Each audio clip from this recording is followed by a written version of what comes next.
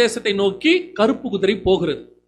இங்கே வெளிப்படுத்தல் 6ஆம் அதிகாரம் சொல்லுது, கருப்பு குதிரை கையில தராசு பிடித்திருந்தான், ஒரு பணத்துக்கு ஒரு படி கோதுமை, ஒரு பணத்துக்கு வார்படி கோதுமை, ஒரு பணத்துக்கு 3 படி வார்கோதுமை. துல்லியமாக கொரோனா உச்சத்தில் இருக்கும் பொழுது ரஷ்யா உக்ரைன் பிரச்சனை ஸ்டார்ட் ஆகி கோதுமை தட்டுப்பாடு உலகளாவிய தட்டுப்பாடா மாறுச்சு. World wide.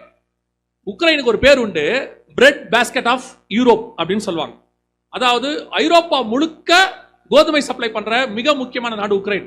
2வது நாடு ரஷ்யா. உக்ரைன்ல பிரச்சனை ஆரம்பிச்ச உடனே உற்பத்தி நின்றுச்சு, ரஷ்யா ஏற்றுமதியை நிறுத்திருச்சு. இந்த 2 நாடும் கோதுமைய இந்த பிரச்சனை வந்த உடனே எல்லா பக்கமும் கோதுமை தட்டுப்பாடு வந்துருச்சு வேர்ல்டு வைடு. அடுத்து 3வது பெரிய நாடு இந்தியா. இவங்க என்ன சொல்லிட்டாங்கன்னா, எங்களுக்கே கோதுமை பத்தாது, நாங்க ஏற்றுமதியை நிறுத்துறோம்னு சொல்லி இன்னைய வரைக்கும் கோதுமை ஏற்றுமதி தடையில தான் இருக்குது.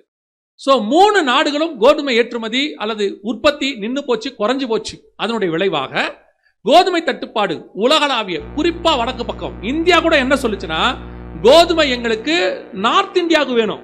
அவங்க சொன்ன வார்த்தை, நார்த் இந்தியாவுக்கு வேணும், கோதுமை கொடுக்க முடியாது அப்படின்ட்டாங்க.